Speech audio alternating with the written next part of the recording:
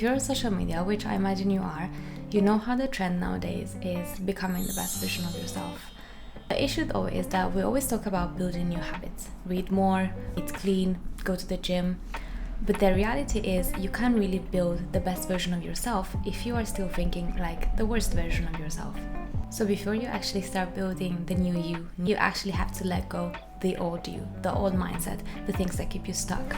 I think most of us know this, but a lot of the times we always try to kind of get away with it and start building the new us, because obviously that's the nice thing to do, and kind of leave the rest behind. There's a verse in the Bible that talks about how we don't put new wine into old bottles, and I thought it was very interesting. There's an explanation to the parable as well in the chapter if you want to read it.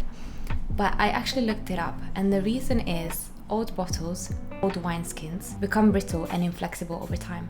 So if you pour new wine into it, new wine that is still fermenting, the fermenting wine expands, and so the wineskin would break.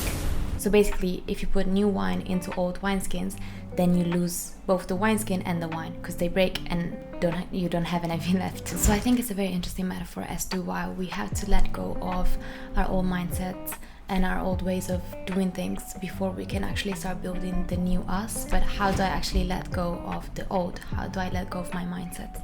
There's 3 things I did in my personal growth journey that really helped me let go of the old me and start building the new me, because it's something you can do at the same time, but you need to be doing both.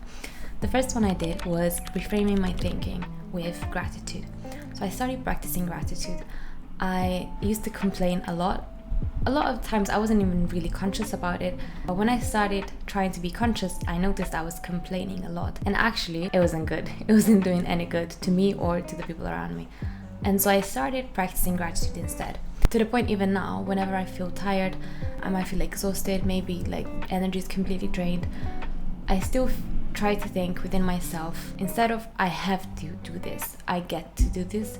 It's a very small change, but it's a powerful one, because it rewires your mind to thinking I have the opportunity to be doing this, I have the chance of doing this, instead of I have to do this.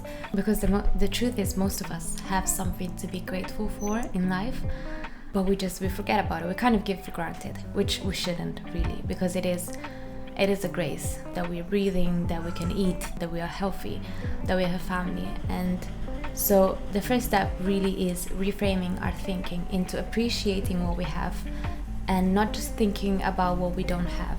It's good to think about things we don't have and that we want to get, because it's good to be ambitious, but it doesn't mean that what we have right now isn't good enough.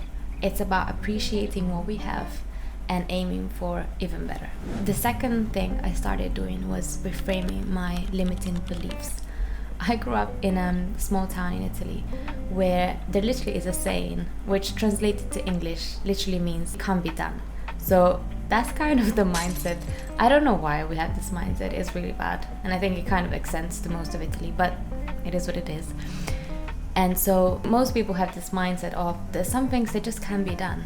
So the second you start wanting more out of life or out of, your career, your family, people immediately remind you that's impossible. You're never going to be able to do this. Because actually, most people think that what you get out of life is purely based on luck. I disagree with that. And I actually realized over time how your thinking has a massive impact on what you are actually able to achieve. When I came to the UK to study, I was actually finally able to start working on those limiting beliefs. I started listening to motivational speakers like Miles Monroe, Jim Rohn, Tony Robbins, all of them basically, and I was listening to them every morning. Every morning, first thing, I woke up, I prayed, and then at least half an hour of motivational speeches. And I cannot tell you what kind of difference it made to my mindset, because I went from not even believing that certain things were possible or that I could do them to, in a few months, really started believing, actually I am meant for more, I can do more, I can become something greater.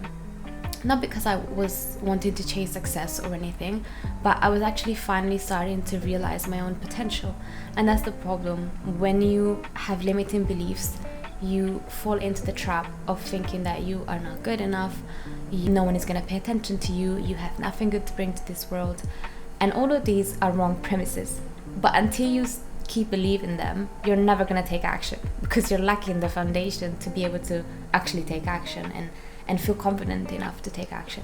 So if you know this is one of your weak points, I really encourage you to start working on your limiting beliefs, start reframing them. The best thing I did, honestly, was just listening to motivational speeches, because our mind responds to repetition in a way, so you literally have to teach your mind to think differently. Even if you think that you can't do something, you can at least think, I can learn this. Or if you think I'm not good enough, you can start thinking, actually, I can improve my skills. And tied to this point is the third thing I did, which is brainwashing myself to believing the vision. I think all of us have a vision. We all secretly have that dream in our head of the life we would really like to live. But none of us has the courage to say it out loud, because probably it's too crazy to say it to anyone.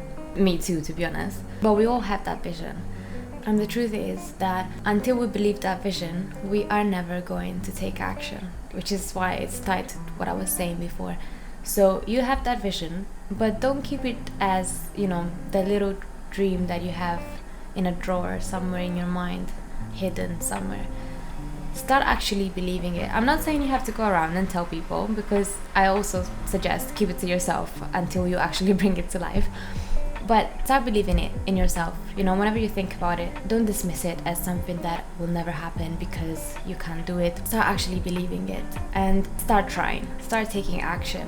Whatever it is that you see in whatever you think your dream life is made of. You see a family, whether you see career progression, whether you see success in different kind of fields, start taking action. Small steps really actually do count a lot. The example that comes to mind is actually that of Thomas Edison, who tried, I think, more than 1,000 times before he was actually able to get to the light bulb. Pardon my non-technical language, but you get the point.